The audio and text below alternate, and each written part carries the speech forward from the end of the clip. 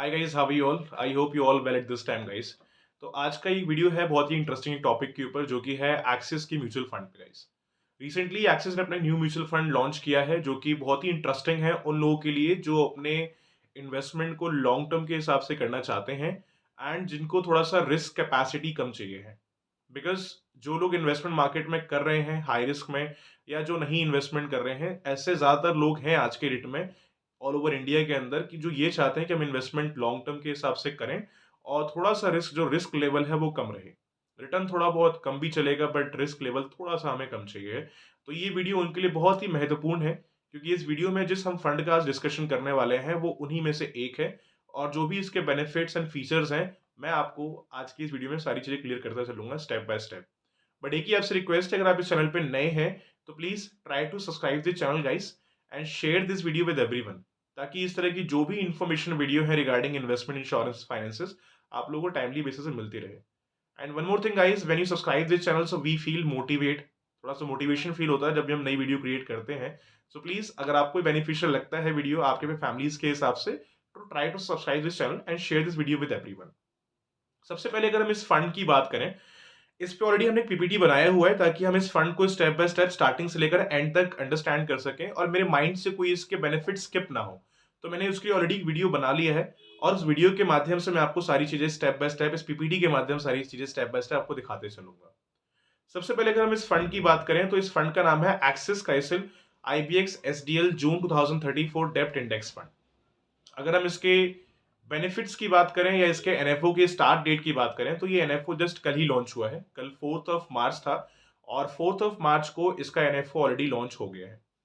इस एनएफओ की जो लास्ट डेट है गाइस वो है 12 मार्च, मतलब 12 तारीख तक ये एनएफओ अवेलेबल रहेगा।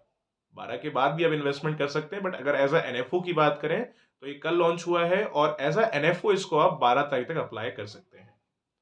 बात करते हैं इसका एनएवी की, तो अभी इसका जो एनएवी का प्राइस है वो 10 रुपीज का प्राइस चल रहा है। मतलब अगर आप इस एनएफओ का परचेज करते हैं तो इसका जो मिनिमम नेव वैल्यू रहेगा वो 10 रुपीज का रहेगा, जो कि मोस्टली एनएफओ का यही रहता है। अपार्ट फ्रॉम दिस, अगर हम इसमें अनदर बेनिफिट की बात करें तो ये है कि आप जब इसको परचेज करेंगे, आप मान लो कल जिसने ले लिया है या जो 12 तक जो लोग लेंगे, इसका जो अलॉटमेंट है आप लोगों को 15 को मिलेगा।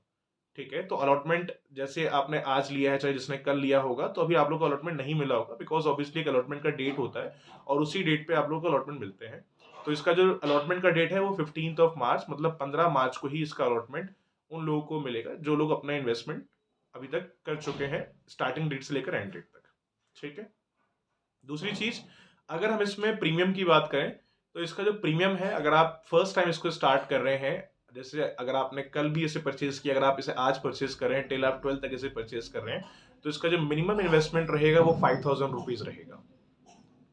अपार्ट फ्रॉम दिस, ये ओपन एंडेड म्यूचुअल फंड है। अपनी जो इन्वेस्टमेंट आप कर रहे हैं, it is your properly open ended mutual fund. एक चीज और मैं आपको कंफर्म करना चाहूंगा गाइस, ये म्यूचुअल फंड उन लोगों के लिए बहुत अच्छा म्यूचुअल फंड है जो आपके मोस्टली पेरेंट्स हैं। बिकॉज ज्यादातर जगह मैंने देखा है, सबकी बात नहीं करूंगा, सब पेरेंट्स की बात नहीं करूंगा, but there are many in India only, India में मोस्टली मैंने देखा ये चीज कि जो लोग थोड़ा सा एलआईसी पे मतलब ट्रस्ट करते हैं, मोस्टली जो गारंटीड पॉलिसीज आती हैं और जितनी भी कंपनी की जो गारंटीड, जहां पे रिटर्न 5-6%, 7% आता है, या जो लोग एफडी आरडी पे बिलीव करते हैं, तो उनके लिए ये प्रोडक्ट आज के डेट में सबसे बेस्ट है। बिकॉज इस फंड में जो रिस्क कैपेसिटी है वो हाई रिस्क कैपेसिटी नहीं है, ये मॉडरेट रिस्क ऑप्शन है। मॉडरेट का मतलब क्या होता है? जिसमें रिस्क बैलेंस होता है। एक होता है लो रिस्क, राइट, एक होता है आपका मॉडरेट रिस्क और एक होता है आपका हाई रिस्क। तो हाई रिस्क हम जानते हैं, high risk high return, low risk लो रिटर्न।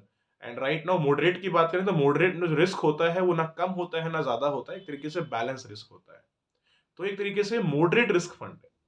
रिटर्न की अगर मैं एक्सपेक्टेशन बताऊं तो इसमें से एक्सपेक्टेशन आप काफी अच्छा खासा रख सकते हैं।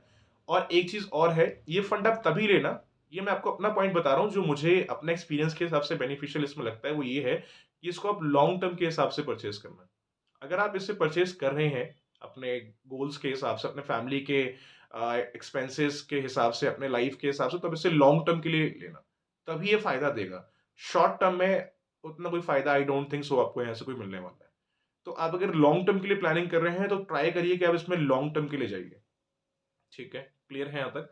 दूसरी चीज, अगर हम इसमें एग्जिट लोड की बात करें, फॉर एन एग्जांपल आपने अभी तो प्लान बना लिया कि मेरे को चलो 15 साल के बाद निकालना है, बट फॉर एन एग्जांपल आपका 2 साल के बाद, 1 साल के बाद माइंड चेंज हो गया एंड देन आप कहते हैं कि I just want to withdraw my money, अपना पैसा विड्रॉ करना है, तो इसमें एग्जिट लोड आप कर ही सकते हैं। Exit load totally free of cost है, निल है, ठीक है। तो कई फंड्स में एग्जिट लोड में आपको कुछ परसेंटेज चार्ज पे करना होता है कंपनी को जब आप एग्जिट करते हैं, ठीक है। बट सबसे बड़ा फायदा इसमें अभी ये है आप लोग के लिए, अगर आप इसको एग्जिट करते हैं फॉर एन एग्जांपल 1 ईयर के बाद में, 2 ईयर्स के बाद में, तो इसमें एग्जिट लोड निल रहेगा, ठीक है। बात कर लेते हैं टैक्स की, बिकॉज टैक्स वाला जो बेनिफिट है that is very important. Because sometime हम क्या करते हैं, इन्वेस्टमेंट कुछ ऐसी कर लेते हैं जहां पे रिटर्न जब हमें मिलता है after the completing policy term, उसमें मेच्योरिटी टैक्सेबल होता है। तो ये जो फंड है जिसका हम डिस्कशन कर रहे हैं एक्सिस का, इसमें म्यूचुअल फंड है ये ऑब्वियसली, तो आप लोग जो ऑलरेडी इन्वेस्टमेंट कर रहे हैं पहले से, तो उनको नॉलेज होगा, और जिनको नहीं भी है तो मैं उनको नॉलेज के लिए बता देता हूँ कि ये म्यूचुअल फंड है एक्सिस का, तो जब आपका मेच्योरिटी मेच्योर होगा तो वो टैक्सेबल ही होगा, ठीक है। टैक्सेबल इन द सेंस, आप म्यूचुअल फंड में एक बार जाके एक बार अपने एंड से क्राइटेरिया पढ़ सकते हैं, क्या कितना क्राइटेरिया, कितने के बाद टैक्स लगता है। बट नॉर्मल बताऊं तो यही टैक्स होता है कि अगर आपका प्रॉफिट अगर साल का अगर 1 लाख से अगर ऊपर गेन हो जाता है अगर, तो मेच्योर वो आपका टैक्सेबल हो जाता है। मान लो आपने फॉर एन एग्जाम्पल 10,000 रुपए इसमें इन्वेस्ट किया, ठीक है, मैं मोटा मोटा बता दे रहा हूँ, आपने अगर 15 साल के लिए इसमें सेविंग किया, 10,000 आप पे कर रहे हैं, तो 10,000 के हिसाब से आप ये लगा लो आपने 15 ईयर्स तक अमाउंट पे किया, ठीक है।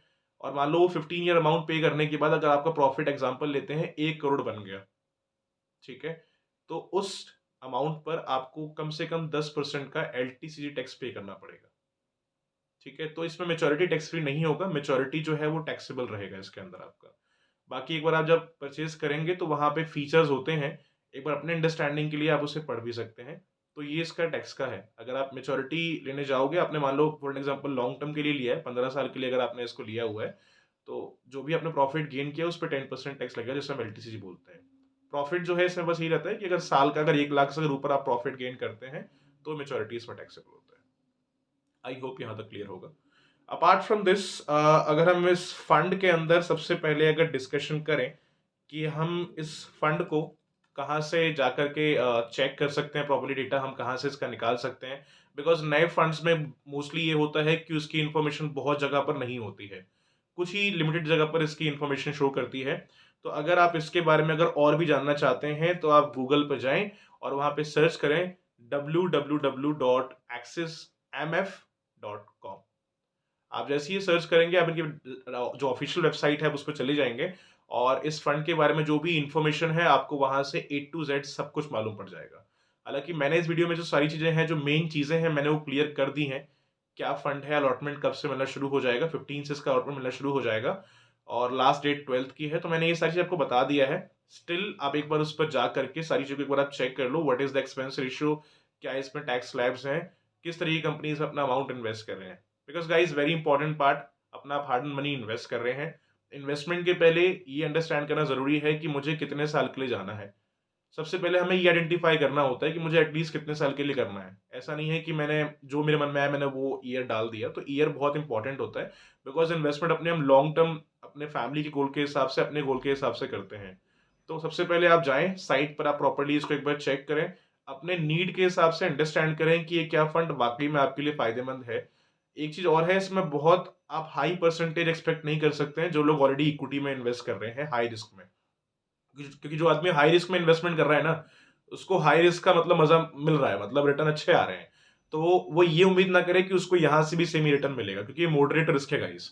तो मॉडरेट रिस्क में जितना आपको हाई रिस्क में रिटर्न आ रहा है उतना मॉडरेट रिस्क में नहीं आता है, ज्यादातर लोग को पता होगा, बट ये चीज मैं कुछ लोगों के लिए बता रहा हूँ।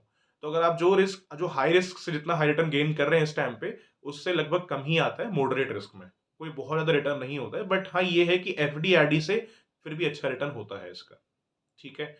तो आपको अगर वीडियो में कोई भी अगर डाउट, कोई क्वेरीज अगर आपको है after the watching this video also, you can raise your question in the comment box. I'll try to give the answer as soon as possible of your question, guys. ठीक है? Thanks for watching this video, guys. Have a nice day.